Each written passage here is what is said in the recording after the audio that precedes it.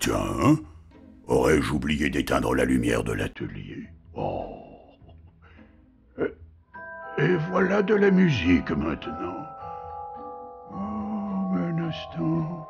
C'est une mélodie qui ne m'est pas inconnue. Réfléchissons. Nous avons des jouets, de douces clochettes.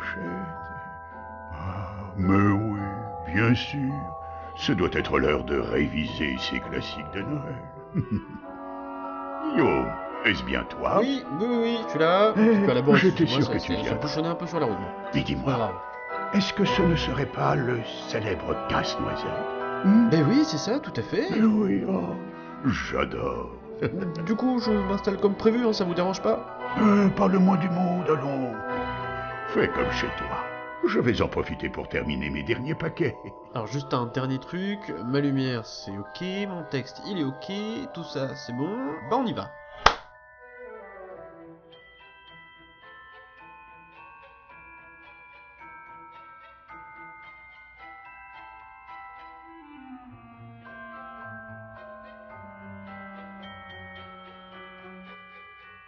Salut Internet, aujourd'hui on va parler de Tchaïkovski et de son célèbre Casse-Noisette. Rassure-toi, on parlera d'autres de ses œuvres plus en détail une autre fois.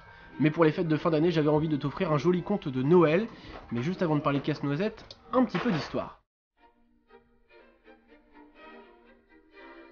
Piotr Ilyich Tchaïkovski, de son nom complet, est un compositeur romantique né en Russie le 7 mai 1840.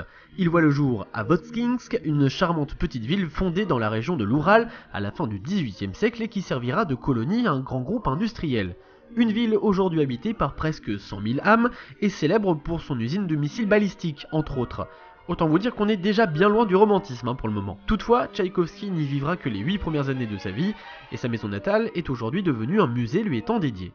Côté famille, on sait qu'il est le second fils d'une ribambelle de 7 enfants, si j'ai bien compté, issus de plusieurs mariages, des frères et sœurs avec lesquels il aura une plus ou moins grande complicité, mais je le précise parce que ce n'est pas le cas pour tout le monde, la famille dans sa vie aura une place très importante. Surtout son frère avec lequel il entretiendra de longues correspondances pendant plusieurs années. Du côté de ses parents, on sait que son père était ingénieur des mines, c'est pas forcément intéressant, et pour sa mère, on sait qu'elle était d'origine française. Ah, c'est un petit instant fierté cocorico, toi-même tu sais. On pourra dire que dans ce génie, il y avait un petit peu de nous, ça fait plaisir. D'ailleurs la France, on en reparlera. Connaissant bien certains spécimens russes, je peux vous dire que côté artistique, ils travaillent beaucoup plus que nous français. Côté égo, quand un gamin de 6 ans joue mieux du piano que vous qui en faites depuis 15, ça fait un petit peu mal par où ça passe. Mais trêve de blabla, parlons un peu de Tchaïkovski, qui lui avait beaucoup de talent. À 5 ans d'ailleurs, il commence le piano et à peine 3 ans plus tard, il lit la musique aussi bien que son professeur. Et il joue déjà franchement pas mal, sans oublier de dire qu'à 6 ans, il parle couramment français et allemand, et russe aussi, du coup, c'est pas mal. Les Russes sont bons. Très bons. Tchaïkovski a été un enfant et aura été un adulte également hypersensible et fragile, que ce soit côté santé ou psychologique. On lui reprochera d'ailleurs tout au long de sa carrière de trop en faire dans sa musique, dans le pathos et la niaiserie. L'un des premiers grands traumatismes de sa vie sera la séparation de son cocon familial. À peine 10 ans, il est envoyé en pension loin de sa famille qui, elle, déménage pour Saint-Pétersbourg. Et il va très mal le vivre. Mais il y a pire que ça, puisque 4 ans après, tandis qu'il est encore en pension et que son oncle est devenu son tuteur, son oncle justement va le faire revenir chez lui parce qu'une épidémie de scarlatine s'est emparée de son école. Il va rentrer contaminé par la maladie et la refiler à son plus jeune cousin, qui en mourra très rapidement. Autant vous dire qu'il ne s'en remettra jamais. Et c'est après une longue période de culpabilité que Piotr Ilyich va poursuivre ses études, mais ses résultats n'étant vraiment pas terribles, il va se diriger petit à petit vers la musique. Il prendra d'ailleurs définitivement le chemin de cette carrière suite au décès de sa mère qui l'avait toujours encouragé dans ce domaine. Il n'oubliera jamais le mois de juin 1854 où sa mère part emportée par le choléra. Il n'a alors que 14 ans et c'est là qu'il commence à composer sérieusement. Et c'est aussi à cette époque que vont apparaître ses premiers penchants homosexuels. Et autant vous dire qu'à l'époque en Russie, c'était pas facile à assumer. Aujourd'hui, d'ailleurs, c'est encore un petit peu moyen. D'après quelques correspondances que l'on a retrouvées de Tchaïkovski avec son frère, lui aussi homosexuel, et d'après certaines sources, l'homosexualité est un mal contre lequel il ne peut lutter même s'il voudrait pouvoir s'en débarrasser. A noter que même s'il voudrait s'en débarrasser, il est quand même très souvent dans des clubs avec des garçons. Il drague ses élèves, etc., etc., j'en passe et des meilleurs. Il suggérera en tout cas à de nombreuses reprises à son petit frère de tout faire pour s'écarter de cette voie.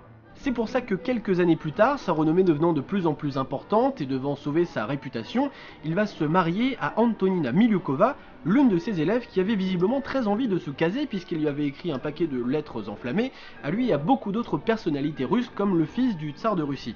Autant vous dire que ce mariage sera un échec complet, et Tchaïkovski avouera même par lettre à l'un de ses frères qu'il aura tenté de mettre fin à ses jours pour ne plus avoir à assumer tout cela. La grande joie. Peu de temps plus tard, il composera son premier ballet que j'espère vous connaissez tous, qui s'appelle Le Lac des Cygnes. Je vous conseille d'ailleurs d'aller voir le film Black Swan, qui est plutôt sympa. A l'époque, c'est un four monumental, mise en scène foireuse, bashing complet. Ce n'est que 20 ans plus tard que le ballet obtiendra le succès qu'il mérite et qu'on connaît aujourd'hui. Il composera ensuite son second ballet, Eugène Onégine, ou encore La Belle au Bois dormant, ainsi que Roméo et Juliette, dont vous connaissez tous un thème. Tous, à condition d'avoir joué au moins une fois dans votre vie aux Sims. Eh oui, ça aussi c'est Tchaïkovski. Les années vont passer, Tchaïkovski devient le compositeur officiel du Tsar de Russie et il est maintenant reconnu à l'international. Il voyagera beaucoup en France, il aura d'ailleurs ses petites habitudes au Café de la Paix à Paris, mais il va aussi en Amérique du Nord. Et puis on va accélérer un petit peu, disons de 25-30 ans, parce que là le temps commence à passer vite et on va tout de suite se rendre en 1892, dernière année de sa vie où il nous présente son troisième et dernier ballet, et c'est aussi notre sujet du jour. Casse-Noisette, un ballet composé en Russie, mais aussi en partie en France, paraît-il, à Rouen, en Normandie. Pourquoi? Je ne sais pas, toujours est-il qu'il l'a composé une année avant de mourir, le 6 novembre 1893, à Saint-Pétersbourg. C'est pour ça qu'il fallait accélérer un petit peu, parce que sinon à Noël on y était encore. Installez-vous bien, préparez-vous votre boisson préférée, et des petits gâteaux, merci. On s'envole pour le royaume des délices.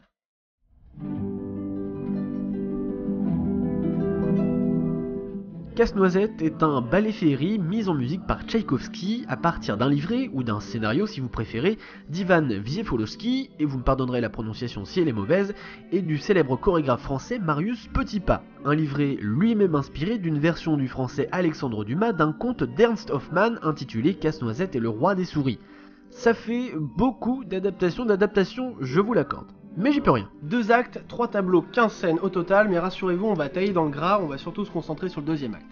Au soir de Noël, la petite Clara Stahlbaum reçoit de la part de son oncle Drosselmeyer un beau casse-noisette en forme de soldat en costume de parade. Malheureusement, son petit frère Fritz qui traînait par là voit cela et en devient très vite jaloux et le casse. Alors, pour faire un point là comme ça, tout de suite, c'est pas pour décrédibiliser l'histoire, mais c'est un casse-noisette, c'est pas vraiment un jouet. Le nom est dans la fonction, ça sert à casser des graines. Voilà. Quoi qu'il en soit, l'oncle Drosselmeyer va réparer le jouet, qui est en fait un truc qui sert à casser des graines, qui n'est donc pas vraiment un jouet, c'est donc pas du tout la peine d'être énervé, et va envoyer la petite Clara se coucher. Mais dans la nuit, tandis que tout le monde dort profondément, elle descend dans le salon pour voir comment se porte son pauvre casse-noisette. Et c'est là que minuit sonne. Des souris commencent alors à s'approcher de Clara, à gratter, à la menacer, et l'empêchent de prendre la fuite. Mais comme par magie, Clara rétrécit d'un coup et devient aussi petite qu'une souris, et le casse-noisette à son tour va prendre vie, venant la sauver avec son armée, et va tuer le roi des souris, faisant fuir l'armée de rongeurs. Notez que le roi des souris ne restera pas plus de 15 minutes sur scène, hein. C'est alors que le casse-noisette, après cette magnifique victoire, se transforme en prince. Clara et le prince Casse-Noisette s'en vont alors, traversant une forêt de sapins hivernales. Et c'est déjà la fin de l'acte 1. Avez-vous remarqué que pour traduire l'effet de miniaturisme, Tchaïkovski se concentre surtout sur le registre aigu des instruments. C'est comme ça qu'il arrive à mettre en lien la musique et l'image. C'est une chose qu'il fait d'ailleurs très bien dans de nombreux de ses ballets ou de nombreuses de ses œuvres. On passe tout de suite à quelque chose de beaucoup plus intéressant, le deuxième acte. C'est dans le deuxième acte de Casse-Noisette que l'on retrouve les morceaux les plus célèbres. Ce second acte est celui dans lequel Clara et le Casse-Noisette arrivent au royaume des délices, où ils sont accueillis par le prince Orja et la fée Dragée. Le Fantasia de 1940 en fait d'ailleurs un très bon résumé. Dans cette version sont condensées les célèbres danses en l'honneur de Clara et Casse-Noisette ordonnées par la fée Dragée, chaque danse représentant une petite douceur. Toutefois, elles ne sont pas jouées dans le même ordre que dans la version originale de Casse-Noisette, mais vu qu'elles se suivent de toute façon, ici on va faire avec la version de Fantasia que vous pouvez retrouver dans la description. La première est dédiée à la fée Dragée. Ah, sacrée fée Dragée. Elle a travaillé pour moi à une époque. un fichu caractère. Oui, il me semblait bien avoir entendu qu'elle était pas facile à vivre celle-là. Mais d'ailleurs, saviez-vous que la danse de la fée dragée a été reprise et utilisée pour de nombreuses publicités et autres trucs du genre? Oui, mais pour tous les goûts d'ailleurs, hein, et sans forcément que ça ait de rapport avec la fée dragée ou quoi que ce soit, comme du fromage ou des trucs comme ça, quoi, voilà. La fée dragée est ici représentée par un instrument appelé le célesta. C'est une espèce de piano dans lequel les marteaux, au lieu de frapper sur des cordes, tapent sur des lames d'acier, ce qui lui donne cet aspect assez cristallin. Bon, ça c'est pas vraiment un célesta, mais c'est pour vous donner une idée. C'est un instrument qui a été inventé en 1868 à Paris et que Tchaïkovski ramènera tout de suite en Russie pour s'en servir. Dans Fantasia, la seconde danse jouée est la danse chinoise qui représente le thé. On y retrouve un basson qui joue ce qu'on appelle un ostinato. C'est la note grave que vous entendez se répéter depuis quelques secondes. La flûte traversière, quant à elle, fait comme des vocalises dans les aigus, et les cordes, violon et violoncelle, se contentent de faire ce qu'on appelle des pizzicati. C'est le fait de pincer les cordes, ce qui donne un air un peu bridé à la musique. Je sais pas si vous arrivez à le ressentir, ça donne un air un peu chinois. Voilà, c'est de la musique figurative et ça marche plutôt bien. La troisième danse dans Fantasia est la danse des mirlitons, qui est aussi l'une des plus connues et reprise dans de nombreux médias, basée sur un rythme de polka représentant des ballerines.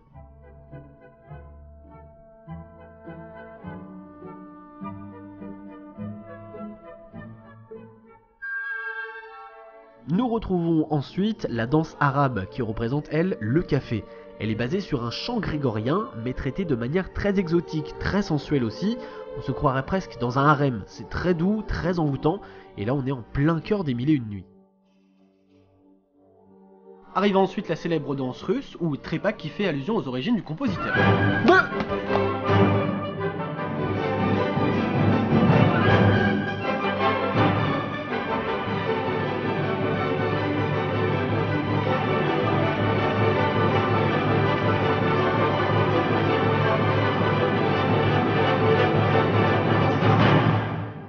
Où j'en étais moi? Ah oui, la célèbre valse des fleurs. Ah, la valse des fleurs, ma préférée.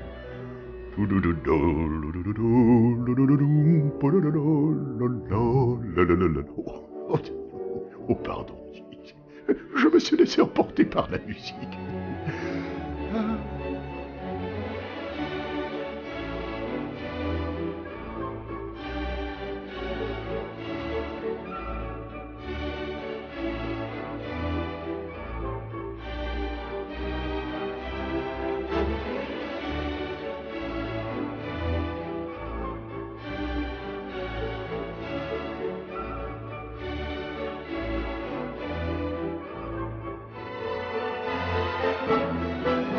A noter que dans la version de Fantasia, on ne retrouve pas la danse de la mère Gigogne et des polichinelles. Ce n'est pas la plus intéressante, pas la plus connue non plus. Vous avez juste à savoir qu'elle reprend un air qu'on aime bien en France, qui est celui de Cadet Roussel.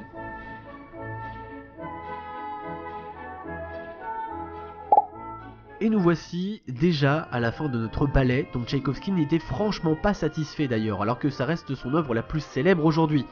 On arrive également à la fin de notre histoire et de notre rêve, qui s'achève dans une nouvelle valse en apothéose.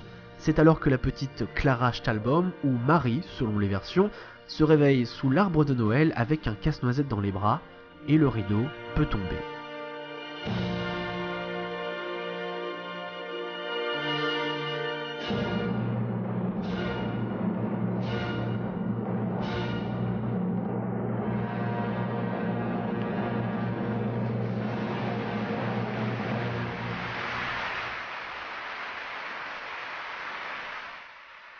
Eh bien, je crois que nous venons d'entendre un bien joli conte de Noël. Oh, je n'avais pas fait attention. L'horloge tourne. Il est bientôt temps pour moi de filer. Mais oui, l'heure de ma tournée approche à grands pas. Je te dépose quelque part? Non, moi je suis malade entre nous, donc bon... Eh ben, fort bien. Alors je te souhaite à toi et à tous ceux qui nous écoutent une belle journée, pleine de musique et de fées, et surtout, un très joyeux Noël. Hein?